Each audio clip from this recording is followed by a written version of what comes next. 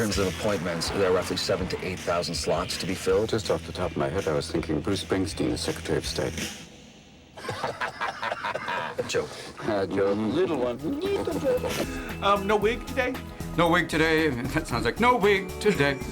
You know, those are an acquired taste. And obviously, if you realize that men wore them during very hot times, Mr. Jefferson especially in Paris, you can burn up pretty easily. And I already run hot, so you have to think about when they're wearing those wigs, you know, and you wore them, you know, to sessions of Congress. That must have cooked you. Halfway through, you're going, you want to keep writing, Tom?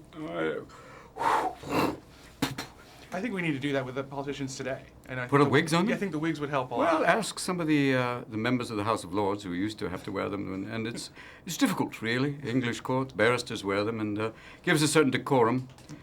Make them wear Rasta wigs. Tim LeGuetan talking to Congress. I looking at right now with I be telling right now the members of the representatives. Quoth Tyree, coming over too far. Him telling the bush been burning. Quoth for right. Irie.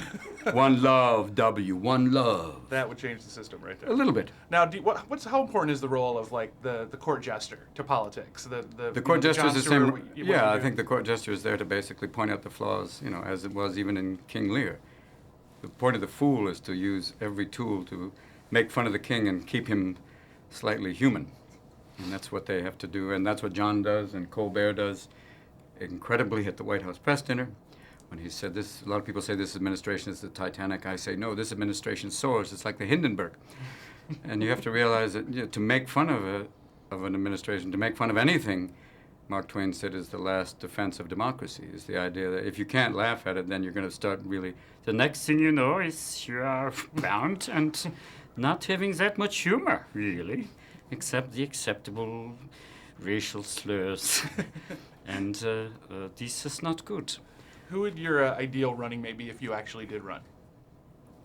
Well, I think Ellen DeGeneres, just because she's hot. And the idea, I think it's just the idea of she and I together just shock people. You know, comedy and comedy from all sides. I think, or Willie Nelson, because you get a lot of people. You get the country western people who like the herbal life. You get that going.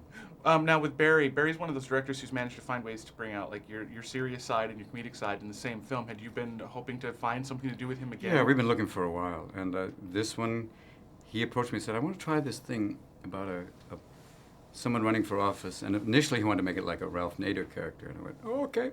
And then he said, no, I think it, and he saw what was happening with Jon Stewart and Bill Maher and Colbert, that people are really gravitating towards those guys. And now with like Al Franken running for office, he went, why not? Give it a shot. And then he added to that the idea that he wins by accident. And when we see with the primaries going on right now that the computer voting is slightly flawed and maybe even hacked in Ohio, maybe, just a possibility. And the guy promised the state, but that's just, you know, hey, where's the accountability? It's all okay. And you realize there are more safeguards maybe on your phone. But we'll talk. So, thanks a lot. Good you to see got you. It, boss.